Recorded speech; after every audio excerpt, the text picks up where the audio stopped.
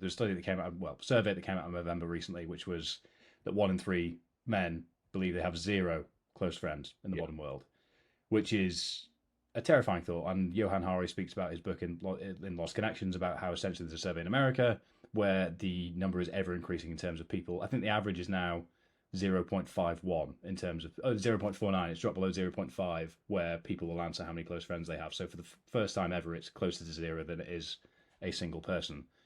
And that is a terrifying prospect that I reflect on a lot because, as I've said, I was fortunate enough to have access to friends when I needed them but chose not to access them, which is entirely my own doing and came from being naive and ignorant to the reality of the situation, which I've learned from and try and encourage others to do so now.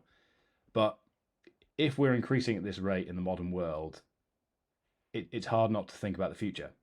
So, from what you've learned and about equipping yourself and others with the toolbox they need to manage their mental health and better manage their relationships, what are the things that we can start doing tomorrow that will give us a better fighting chance to get that number moving back up? Yeah, I mean, I've got loads of like tips here, and I'll just share them. For some of these are going to seem like so simple. You're like, are you being serious, mate? You're actually going to say that's a kind of a how-to point. But I think the simple ones that on reflection I wasn't even doing, right? So, for example, show up. If you're invited to something, show up. Don't ignore the WhatsApp. Don't drop out at the last minute. Don't go, oh God, the trains are a bit crap today. I'm done. You got to show up. Friendship is got a rhythm. When you're in the rhythm, it's like reciprocated and we're going to and fro. It doesn't feel like a big deal to socialize. It's like a steady drumbeat. You lose the rhythm, you got to get back into it, show up. Secondly, go first. Kind of on the Sherpa point I mentioned earlier, be the one who steps forward and shows a bit of leadership. I tell you what, it's like an aphrodisiac, a social aphrodisiac to men. Men love the organizing stuff because they probably haven't done it. They're like, oh, it's giving me the horn. Yeah, let's go. I want to go bowling. All right, I haven't been for years. Let's do it. Own it, so take responsibility, don't outsource it. Set yourself up for consistency, that ritual point. Expand your toolbox. So I really like this point because sometimes when you talk about the masculinity stuff and about vulnerability, men's eyes glaze over and they've read lots of articles in broadsheets about everyone telling them to be vulnerable and how they're toxic, and they go, I can't listen to this again. There's a guy I spoke to, a guy called Fred Rabinowitz. He runs a lot of men's groups in the US. He's a psychologist as well as a university professor.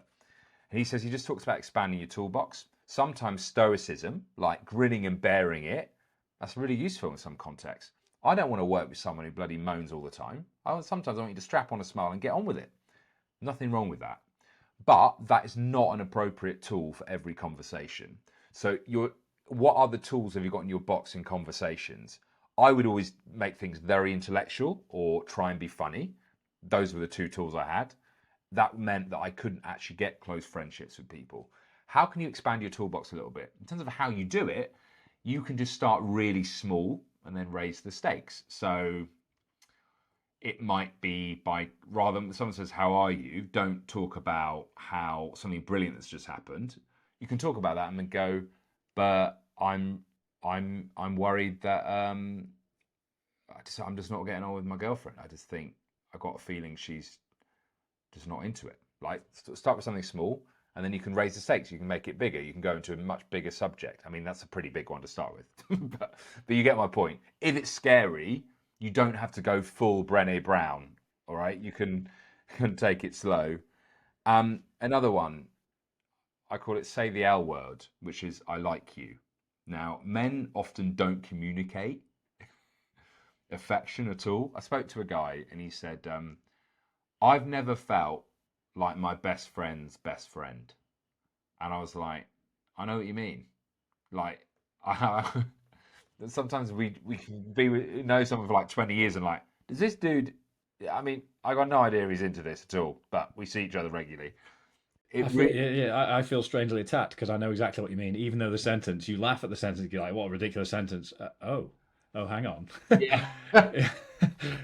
Yeah, that hurts. I get it. I get it. Yeah, yeah. And then maybe end on this one.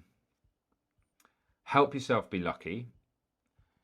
we like to think that we don't have much control often of our social life, and we kind of touch on this idea it should be spontaneous and it just kind of happens. And a lot of our life when we were younger, that's what went on, right?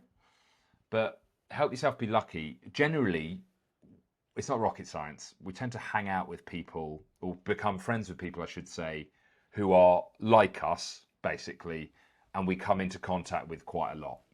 So where are those spaces you can put yourself in where those collisions are going to happen that are fairly consistent, and over time you'll just end up being friends. You won't even have to think about it. It's not like the cheesy, I'm going to make a friend today. It's putting yourself in those places.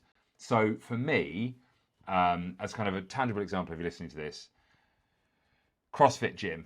I'm not a massive athlete. I kind of do my best. I do it as a hobby, and I'm fine with that. But this gym, I've ended up. It's called Motion. Yeah, I know the owners. I know the owners at Motion. Yeah. Oh, do you? They're great. They're very nice, and they do a great job. You know them. Who knew? Yeah. There you go. It's a small world, but it's a fantastic point, because if you just spend time around people that are interested in the same things, you'll accidentally make friends, won't you? So there's this big WhatsApp group with Motion, but there's a spin-off WhatsApp group. So if you're listening to this in Motion and you're not in it, we can add you. But it's for all the people in Motion Gym who don't really love being fit, who maybe probably drink too much, probably eat badly. It's called Slow Motion, and it's just those 12 blokes. But I'm part of that, and we meet up through that. We will go out for a curry and things. But I haven't moved to Surbiton where I live and gone, I will make friends. I've gone, well, I don't want to be, it feels a bit intense. I'm going to put myself in a place where it just kind of happens. So basically ask yourself this: what are you into? What do you want to learn? What are you interested in? What have you been meaning to try for ages? Or take a random stab at something on Groupon and go, I'm going to try that. Just, if you're living an interesting life and you're doing things that excite you, generally it will happen. So come at it through like a side door. That's probably my biggest tip.